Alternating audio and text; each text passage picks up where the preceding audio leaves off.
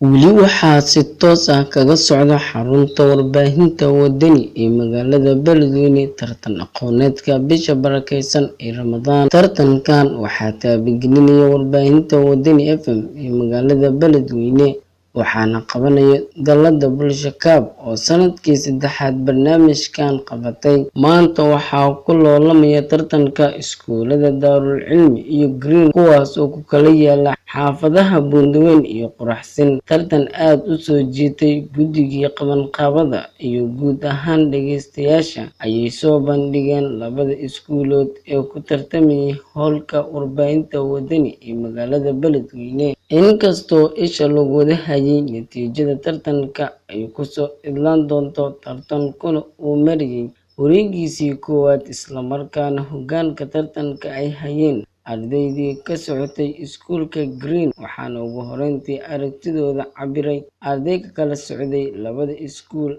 ee tartamayay. Assalaamu calaykum. Magacayga Cumar Cabdiqani Cabdullaahi una tartamay dugsiyada hoose dhexe sare ee Daarul Cilmi.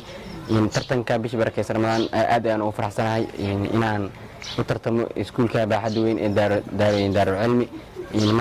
Kulanka hore waan badiyay oo guul weyn ka gaaray. Kulanka maantana waxaan rajeynayaa inaan guul kale aan gaaro insha Allah. Marxeen sidoo kale waxaan ka mid ahay tartamaha iskuulka Daarul Cilmi. Magaceyguna waa Cahawaaye Cali Ismaan Cali.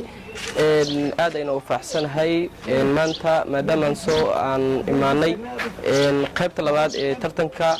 waxaan rajeynaynaa inaan soo baxno oo dhibco wanaagsan aan ku soo baxno insha Allah. waxaan u mahadcelinayaa dhammaan idaacadda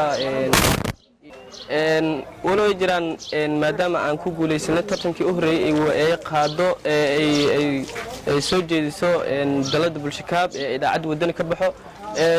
maadaama aan ahayn kuwa ugu horeeyay ee ku guuleysto, haddana waxaan rajeynaynaa tartankan saddexaad ee idaacadda Dallada Bulsho Cup ay soo qabatay inay haddana aan ku guuleysan doono insha Allah. waa kulankii labaad aan la tartamayno dhankeena kale Daarul Cilmi. aad ayaan u mahadcelinaa sida wacan ayagana ay ku soo xaadireen, anagana waajibkeena aan ku soo gudanay imaanshaha tartanka maxay tahay kulankii koowaad ay naga reeyeen. kulankaana tuulaa yiraahdaa waxaan isku soo diyaarinay ama dhexdaan u soo xiranay in aan maxay tahay guul daradii aan la hooyanay mideeda kale inaan la hooynin oo maxay tahay aan ka guuleysano. hore waxaa loo yiri failure teaches you success, guul darada guul ay ku bartaa. insha Allah anaguna waxaan ka rajeynaynaa duulayran kulankan inaan ka guuleysano. Lad farsamo awgeed guddigii tartanka ayaa ku dhawaaqay in maalinimada birito ah ay dib u kulmi doonaan wareegga labaad ee tartanka iskuulada Daarul Cilmi iyo Green hadduu Alla sareeyo idmo. Cabdi Cabbaas, Cabdi Online, warbaahinta iyo telefishinka Wadani Beledweyne.